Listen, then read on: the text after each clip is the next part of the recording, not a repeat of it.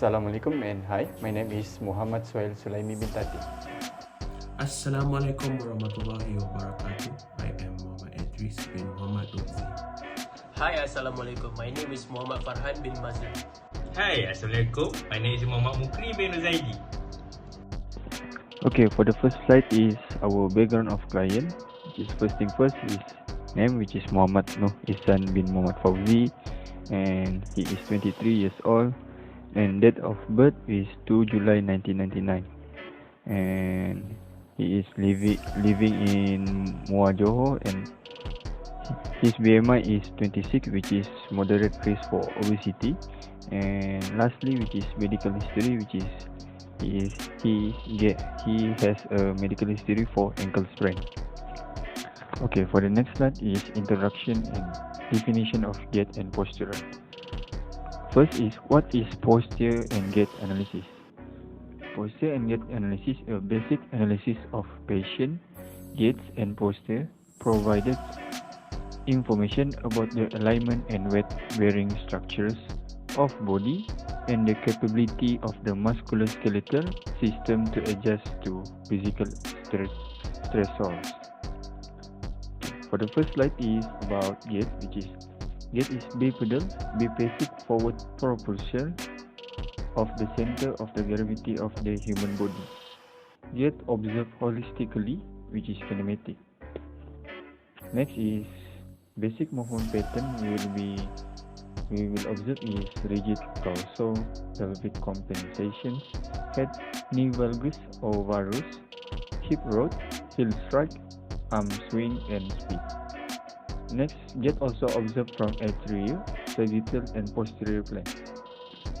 Example of descriptive outcome, which is speed, arm swing, hip control, rigidity, step wide and step length.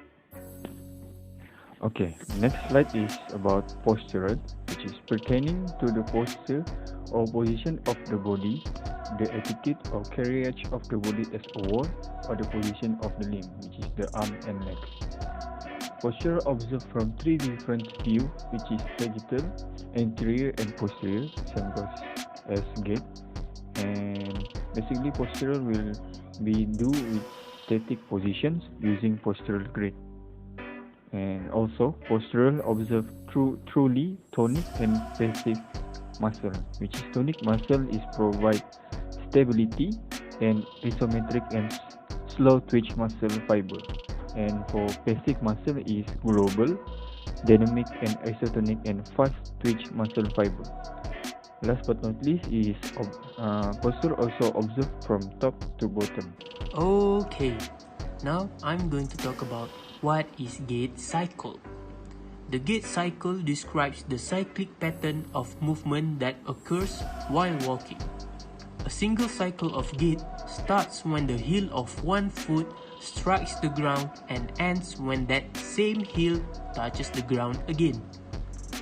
Walking requires the healthy functioning of several body systems, including the musculoskeletal, nervous, cardiovascular, and respiratory systems. These systems provide balance, mobility, and stability, as well as higher cognitive function and executive control. A loss of healthy gait function can lead to falls, injuries, loss of movement and personal freedom, and a significantly reduced quality of life. Now I'm going to explain about those two phases. The first one is stance phase. Stance phase is the period of gait from heel strike through to toe off. The subphases are heel strike, foot flat, mid stance, heel off and toe off. And the second one is swing phase. It is the period of gait from toe off through to heel strike. The subphases are early swing, mid swing and late swing. Now, let's proceed to breakdown of gait cycle subphases. So, first one is heel strike. The moment the foot touches the ground and begins the first phase of double support. Its function is to establish contact with the ground surface and initiate weight acceptance. Next is a foot flat. It begins with initial contact and continues until the contralateral foot leaves the ground. The foot continues to accept weight and absorb shock by rolling into pronation.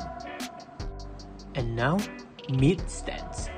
It begins when the contralateral foot leaves the ground and continues until ipsilateral heel lifts off the ground. The body is supported by a single leg and begins to move from force absorption at impact to force propulsion forward. Next is heel off.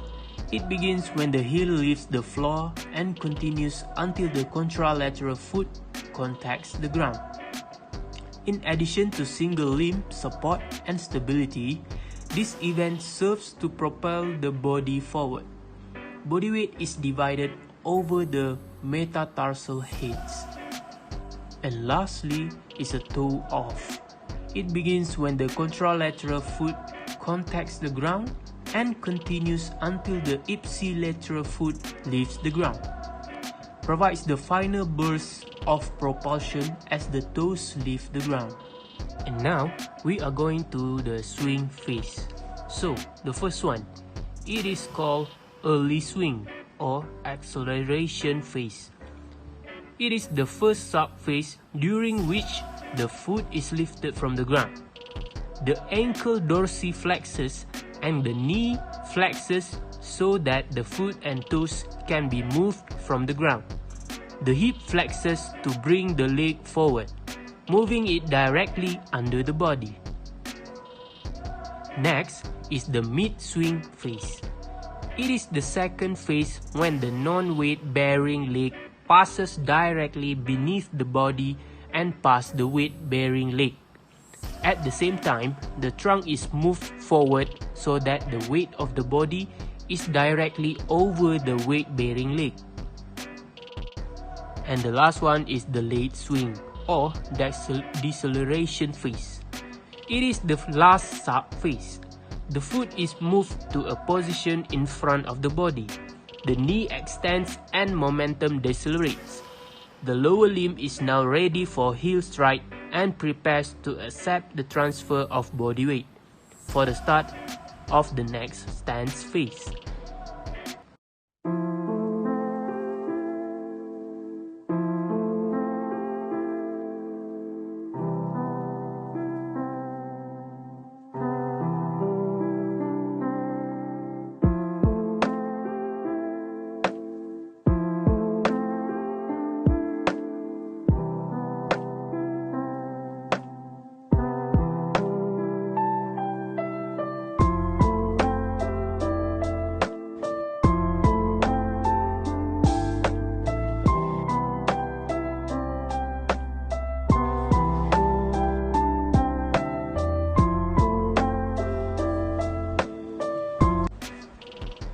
There are several recommendations that I will give for our client Ehsan to improve his ankle sprain healing. First, he need to implement the rise treatment. Rise treatment can help the client to reduce his swelling, ease the pain and speed up the healing. Following the acronym, R represent rest. Rest keeps the client from hurting the ankle again or putting the stress on inflamed tissue. A brace or splint can take pressure off the joint. I is ice. Ice is probably the best treatment. Put it on the client's ankle to lower blood flow and help with swelling, redness and warmth. It can prevent inflammation if the client do it quickly after an injury. C is for compression. Compression can keep down the swelling. Use an elastic bandage or wrap until the swelling goes down. Always start wrapping at the point farthest from the client's heart. Don't wrap so tightly that client can cut off the blood flow. Lastly, E. E is for elevation, meaning keeping the injured area up as high as possible. It will help the client absorb the extra fluid. It is best to prop the client's ankle up so that it's higher than client's heart, as with a reclining chair. The next recommendation that I will give is ankle strapping. Tapping the ankle can provide the external stabilization for Ehsan's ankle ligaments, such as for calcaneofibular ligament and anterior talofibular ligament that need to lessen the movement while they heal.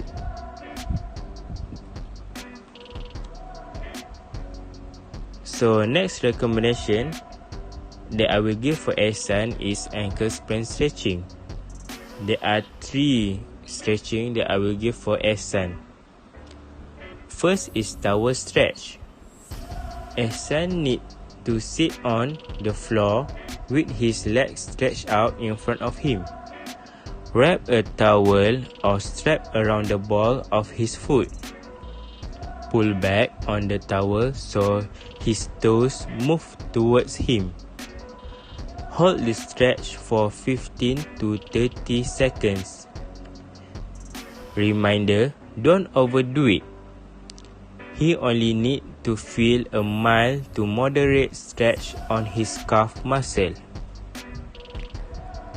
Second stretching is standing half stretch. To do the standing half stretch, he need to stand facing a wall or in front of a countertop and put his hands on it for support. Place his injured ankle about 1 step back and his good foot forward.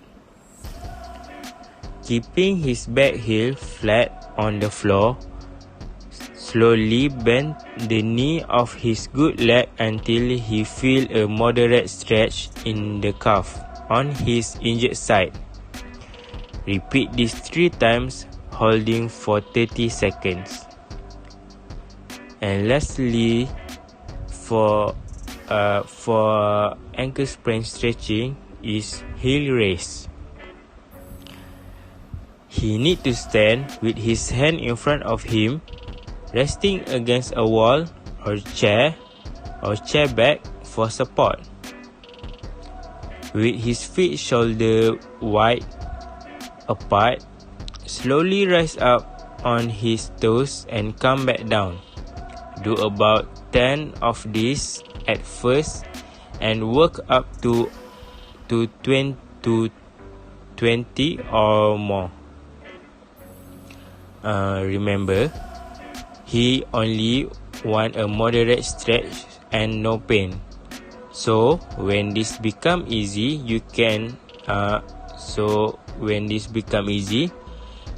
switch to doing it only with the toes on his injured side.